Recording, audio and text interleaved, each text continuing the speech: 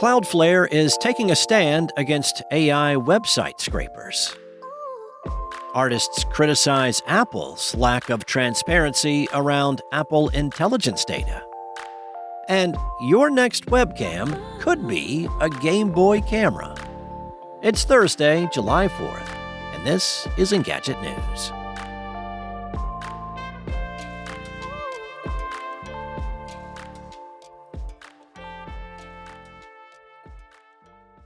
Cloudflare has released a new free tool that prevents AI companies' bots from scraping its clients' websites for content to train large language models. The cloud service provider is making this tool available to its entire customer base, including those on free plans. In a blog post announcing this update, Cloudflare's team said this feature will automatically be updated over time as we see new fingerprints of offending bots we identify as widely scraping the web for model training. The team also shared some data about how its clients are responding to the boom of bots that scrape content to train generative AI models. According to the company's internal data, 85.2% of customers have chosen to block even the AI bots that properly identify themselves from accessing their sites. Cloudflare also identified the most active bots from the past year. The ByteDance-owned ByteSpider bot attempted to access 40% of websites under Cloudflare's purview, and OpenAI's GPT bot tried on 35%.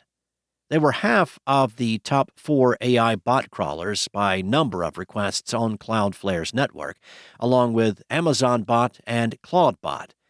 It's proving very difficult to fully and consistently block AI bots from accessing content. The arms race to build models faster has led to instances of companies skirting or outright breaking the existing rules around blocking scrapers. Perplexity AI was recently accused of scraping websites without the required permissions. But having a back-end company at the scale of Cloudflare getting serious about trying to put the kibosh on this behavior could lead to some results. Later this year, millions of Apple devices will begin running Apple Intelligence, Cupertino's take on generative AI that, among other things, lets people create images from text prompts.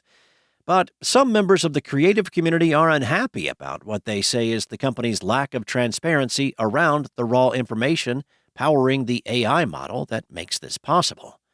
Creatives have historically been some of the most loyal customers of Apple, a company whose founder famously positioned it at the intersection of technology and liberal arts. But photographers, concept artists, and sculptors who spoke to Engadget said that they were frustrated about Apple's relative silence about how it gathers data for its AI models. Generative AI is only as good as the data its models are trained on. To that end, most companies have ingested just about anything they could find on the internet. Consent or compensation be damned. Nearly 6 billion images used to train multiple AI models also came from Lion 5B, a data set of images scraped off the internet.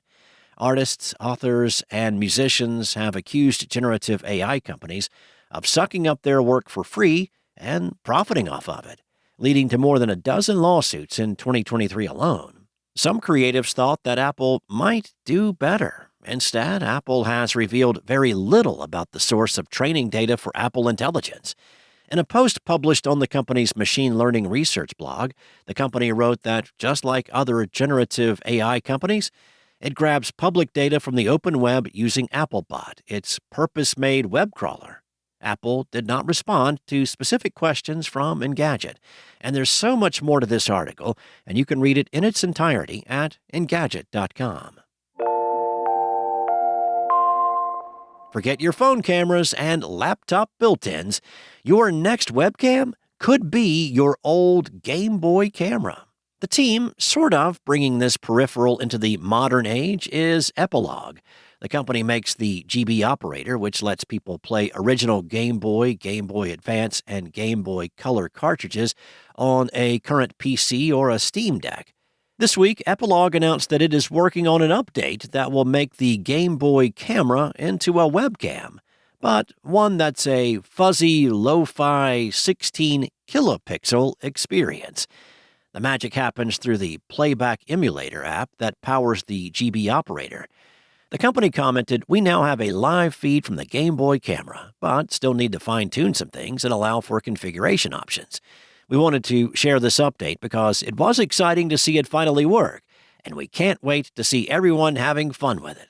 It's the worst and the best webcam you'll ever have." Now, we've seen fan projects adapting the Game Boy camera before, and even a fan-made recreation of the hardware. Considering the original Game Boy is now more than 3 decades old, it's amazing to see the hardware continuing to inspire strange and creative experiences. Thanks for listening. There's more to these stories and additional articles at Engadget.com. This episode featured journalism from senior editor Pranav Dixit and contributor Anna Wishenko, and was produced by Spoken Layer. Enjoy your day, and I'll be back tomorrow with more tech news from Engadget.